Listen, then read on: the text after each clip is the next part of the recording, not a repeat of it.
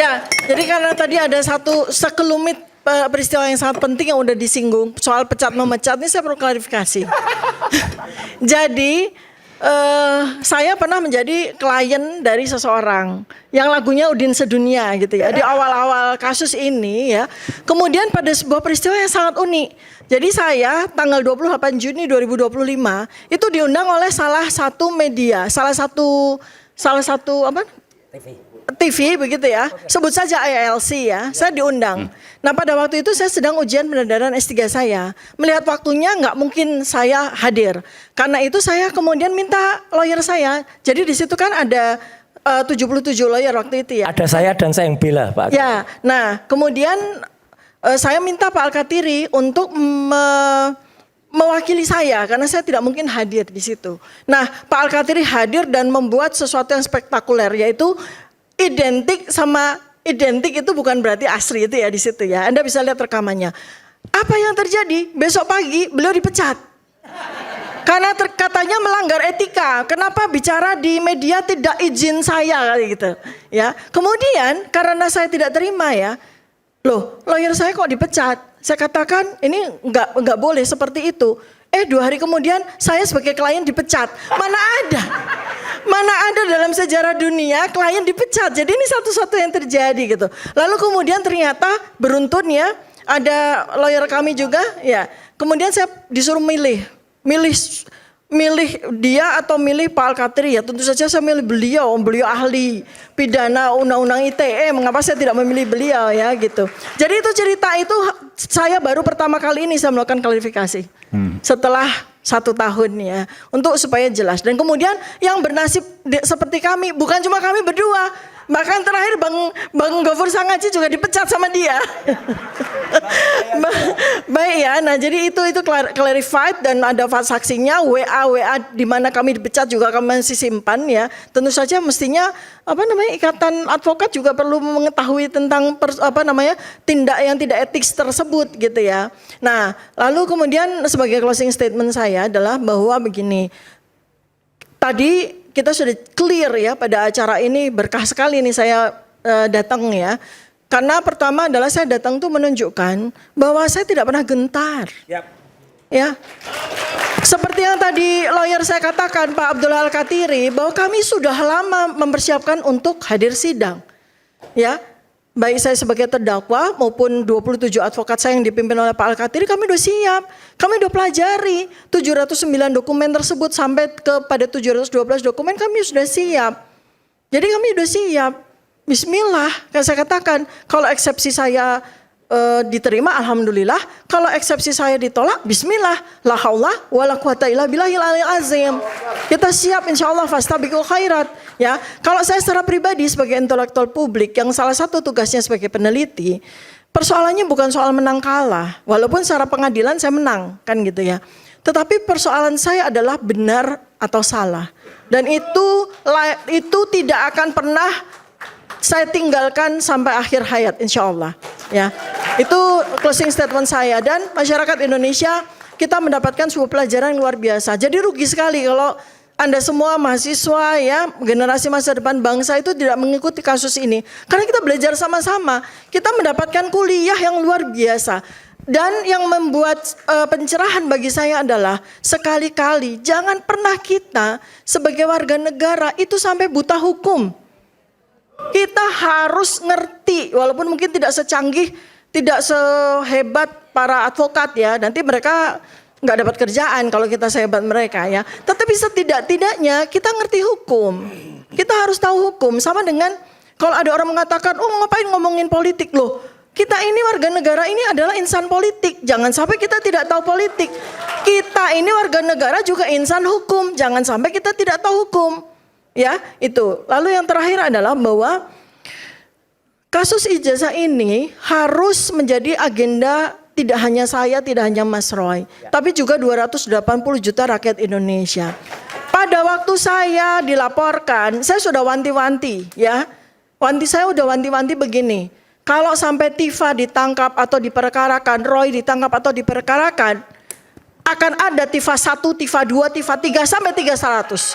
Akan ada ROI 1, ROI 2, ROI 3, ROI 4 sampai ROI 100. Dan ternyata sudah ada buktinya. Sekarang ini bertalu-talu, baik di PT UN, di pidana, di perdata, semua ahli sudah bangkit untuk melaporkan dan membuat clear, membuat jernih persoalan ijazah. Jadi Bang Rifai nanti kerja berat beliau ya untuk membela kliennya yang memang ya sudah waktunya buat kita. Jadi yang terakhir adalah bahwa apa yang terjadi pada saya, kenapa pasal yang dikenakan kepada saya adalah pencemaran nama baik, kemudian fitnah, itu untuk menimbulkan chilling effect, untuk menimbulkan perasaan freeze, ketakutan pada para ilmuwan, pada para peneliti, supaya jangan mengalami nasib seperti Tifa dan Roy begitu. Tapi apa yang terjadi? Kebenaran itu ketika pintunya sudah terbuka, dia sudah tidak mampu ditahan siapapun.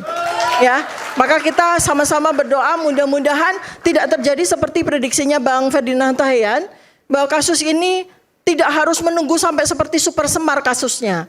Tidak harus menunggu sampai puluhan tahun, tapi suatu ketika dalam waktu yang dekat, insya Allah kita akan melihat kebenaran itu. Terima kasih. Jadi clear ya, kehadiran kami berdua, terima kasih sekali lagi kepada Mas Aiman dan seluruh redaksi iNews Rakyat Bersuara ini. Kami berdua tetap konsisten untuk memperjuangkan kepalsuan dari ijazah ini ya, kita bongkar.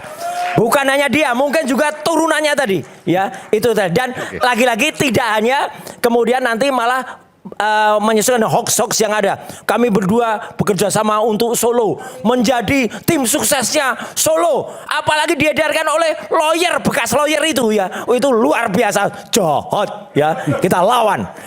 Kita lawan gitu. Mas, Bang. Kalau Bang Estes bukan Solo, Bogor ya. Bogor. Apa yang mau di closing ya?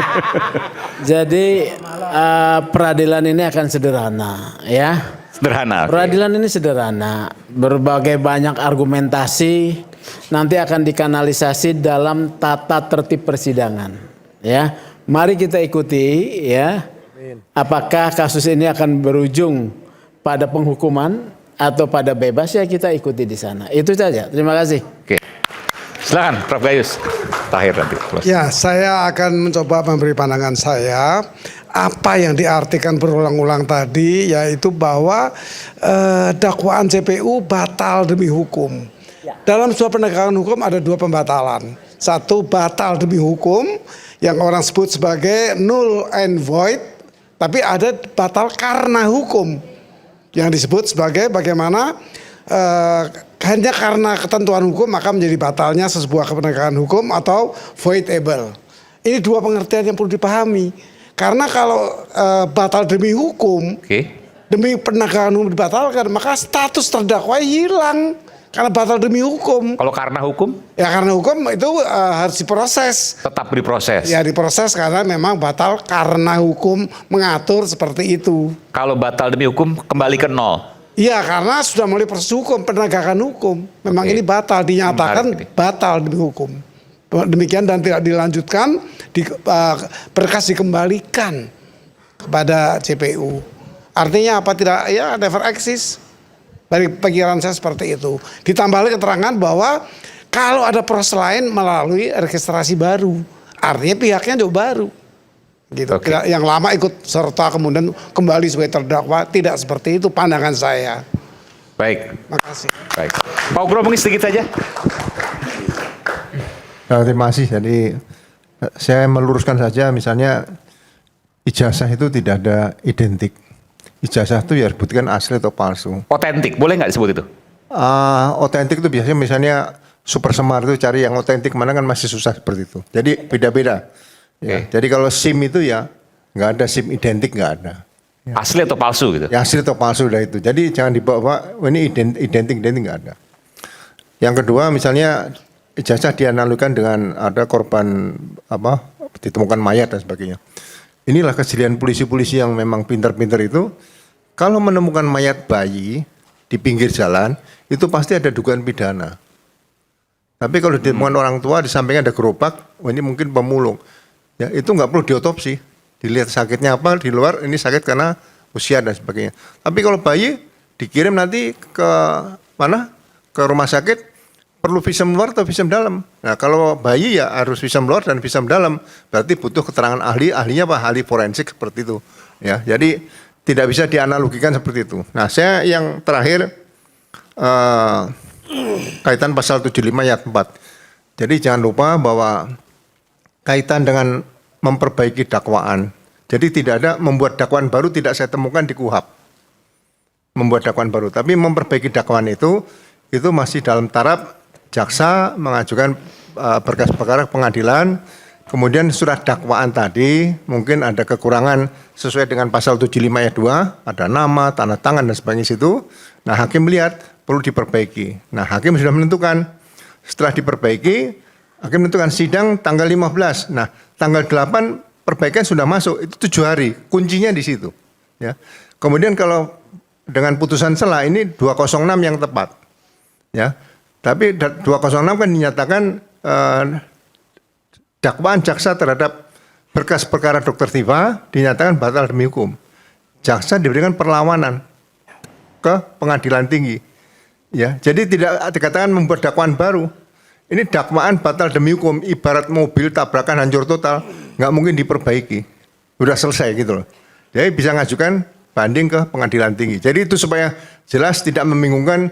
Ini pasal 75 ayat 4 atau pasal 206. Yang jelas ini pasal 206. Itu saja, terima kasih. Oke, Pak. Terakhir, Bung Ferdinand, Terima silakan. kasih Mas Aiman. Saya sedikit mau menjelaskan tentang penerapan KUHAP supaya masyarakat kita juga mendapat pencerahan. Soal status terdakwa, ketika putusan ini telah diputuskan secara putusan sela, maka dinyatakan di sana batal demi hukum. Yang pertama itu sebelum kita bicara apakah status terdakwanya hilang atau tidak, atau nanti dalam dakwaan baru ini status saya apa, kata Dr. Tifa. Tentu kalau kita bicara KUHAP statusnya akan kembali menjadi terdakwa dengan dakwaan yang baru. Tetapi yang paling penting kita persoalkan sekarang adalah kapan pasal 206 itu bisa dipergunakan dan kapan pasal 75 ayat 4 itu dipergunakan oleh jaksa. Sepemahaman saya, ketika putusan itu menyatakan batal demi hukum, maka yang patut dipergunakan itu adalah pasal 206. Apa itu isinya? Jaksa harus melakukan perlawanan Oke. ke pengadilan tinggi, bukan memilih pasal 75 ayat 4 melakukan perbaikan terhadap dakwaan. Persoalan berikutnya kembali, Perlawanan bentuknya apa? Perlawanan bentuknya apa? perlawanan itu banding istilahnya. Perlawanan kembali ke pengadilan Putusan tinggi. sela itu bisa dibanding? Bisa ke pengadilan Oke. tinggi. Ketika jaksa benar-benar yakin kami tidak salah menyusun dakwaan. Pertanyaan berikut adalah yang paling kita harus khawatirkan, bagaimana kalau ternyata setelah jaksa meregistrasi mendaftar ulang perkara dengan dakwaan yang telah diperbaiki, ternyata masih tidak cermat memenuhi pasal 75. What's going on? Apa yang akan terjadi? Nggak ada putusan sela lagi kan? Pertanyaannya di situ, apakah hakim akan terus menyidangkan perkara ini, memeriksa pokok perkara dan ternyata putusan di belakang nanti menyatakan, kan teman-teman ini pasti akan eksepsi toh? Eksepsinya ternyata diterima. Jadi pokok perkara yang diperiksa ini semua jadi apa? Jadi gorengan gosong. Ya walaupun 3 tahun, artinya apa? Prinsip peradilan cepat, murah dan kepastian itu kan tidak bisa dipenuhi. Itulah yang saya bilang kenapa ini semakin gelap gulita, ditambah menurut saya jaksa tetap keliru mengambil pasal 75 ayat 4 melakukan perbaikan. Harusnya mereka memilih pasal 206. Banding. Supaya status mereka, status Dr. Tifa ini tidak diawang-awang. Ketika dia banding melakukan perlawanan, statusnya tetap. Tidak seperti sekarang, statusnya ini kan status terdakwanya Tapi hilang nih. diterima oleh pengadilan dan kemudian akan Di pengadilan disidangkan. kita kan tidak tahu nanti, kalau itu kan wajib diterima, diregistrasi. Harus diterima, tetapi ketika dakwaan dibacakan nanti kemudian teman-teman melakukan eksepsi. Keberatan. Dan ternyata dakwaan itu pun belum cermat memenuhi pasal 75. Apa yang akan terjadi? Kan pertanyaannya itu, apakah hakim akan mengatakan contohnya nih, konyol-konyol nih, bego-begonya. Ternyata dalam perbaikan itu setelah dinyatakan perbaikan, tetap substansinya sama identik dengan yang pertama. Oke. Apakah hakim akan memeriksa atau hakim akan mengatakan, jaksa lu bego begini, mohon maaf. Ya udahlah kita harus akhiri di sini. Kalau ternyata ini kan jaksa sekarang menyatakan memperbaiki. Ya. Ternyata mereka kita anggaplah hilaf, perbaikannya tidak memenuhi syarat. Oke. Pasalnya rezim yang digunakan tetap rezim KUHP baru di dakwaan primer, rezim KUHP lama di dakwaan alternatif. Kan artinya kan tidak memenuhi syarat juga. Ini bagaimana nasib persidangan ini? Kan pertanyaan Jalan itu. tapi hambar dan sudah ketahuan. Ya nggak udah hasilnya. gunanya jalan. Tapi harus dijalankan. Ini kan jadi buang-buang waktu kita semua dan rakyat Indonesia ini akan diberikan suguhan tontonan yang apa kita bilang? Kita bilang lucu nggak juga? Kan sedih juga kita melihat persidangan yang tidak berguna. Iya kan? Ini pertanyaan bagi kita. Ini ke depan juga supaya menjadi perhatian bagi teman-teman kita di pemerintah maupun di legislatif yang membuat undang-undang. Karena dalam eksepsi ini setelah dinyatakan batal demi hukum juga tidak ada diatur di dalam KUHP batas waktu jaksa harus mengajukan perbaikan atau harus mengajukan perlawanan. Nggak ada. Tapi Anda setuju bahwa putusan yang sudah dibacakan oleh hakim putusan setelah itu ini membatalkan semua proses hukum yang ada? Saya tidak bersepakat dengan itu. Karena hak penuntutan tidak gugur. Tetapi ini menjadi semakin kabur, semakin tidak jelas ketika jaksa memilih pasal 75 ayat 4A memperlakukan perbaikan dakwaan. Karena mereka seharusnya melakukan banding perlawanan untuk mempertahankan itu. Tapi ketika mereka memilih pasal 75 ayat 4A, maka ini semakin kabur, semakin tidak jelas. Karena kita tidak tahu yang dia ajukan itu, perbaikan itu sudah akan memenuhi pasal 75 atau enggak. Oke, nanti di dalam kita lihat KUHP sama-sama. soal syarat-syarat dakwaan. Baik. Ini yang tidak jelas. Makanya nanti ketika teman-teman melakukan eksepsi terhadap perbaikan itu, atau malah konyolnya jaksa mengatakan telah melakukan perbaikan ternyata masih sama dengan yang lama, kita kan disuguhi tontonan yang tidak karu-karuan. Karena KUHP mengatakan dia harus diperiksa tetapi putusannya di belakang. Tidak lagi ada putusan sela. Jadi ini juga harus menjadi perhatian bagi pemerintah, Kementerian Hukum maupun teman-teman di DPR menyusun undang-undang supaya ada kepastian-kepastian yang diatur supaya tidak ada status-status seperti ini. Baik. Ini ngambang semua jadinya. Baik. Ngambang semua. Makanya saya katakan perkara ini tidak akan pernah menemukan kebenaran materialnya. Kalaupun teman-teman divonis bersalah itu hanya karena keyakinan yang tidak dilandasi dengan syarat putusan, diyakini secara sah dan meyakinkan, tetapi hanya menebak-nebak, maka kita pun akan keluar dari pakem hukum. Lebih baik membebaskan 1000 yang bersalah daripada menghukum Betul. satu yang Oke. bersalah. Saya Jadi kira-kira begitu. Ya semoga teman-teman masyarakat juga punya pandangan yang lain. Ini kan pemahaman saya. Saya tidak tahu pemahaman teman-teman yang lain. Ada Prof guys di sini. Ya mohon izin Prof, saya jauh sekali dari Prof. Tapi itu pemahaman saya. Mudah-mudahan masyarakat juga tercerahkan. Silakan berpendapat juga. Terima kasih dari saya. Oke. Sedikit ya, Prof. Ya.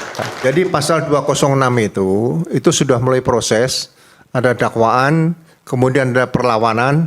Perlawanan diberikan pendapat jaksa bagaimana, dipertimbangkan, muncul putusan sela tadi. Kalau pasal 75 tadi, ayat 4-nya tadi, itu belum ada perlawanan. Jadi itu kalau diajukan perbaikan, hanya nama, tanda-tanda sebagainya, kemudian kalau ada keberatan dari terdakwa atau advokatnya, itu nanti tetap dilanjutkan sidang, kemudian ditampilkan nanti pada saat putusan akhir. Iya. Itu saja. Jadi sekali lagi yang tepat adalah 206 bukan 206, 75 betul. ayat Baik. 4. Dia harus melakukan Harusnya perlawanan pengadilan berupa banding, banding ke di pengadilan tinggi. Betul sekali. Oke. Jadi bukan memilih 75 ayat 4 itu. Maka 754 itu semakin membuat perkara ini tidak jelas.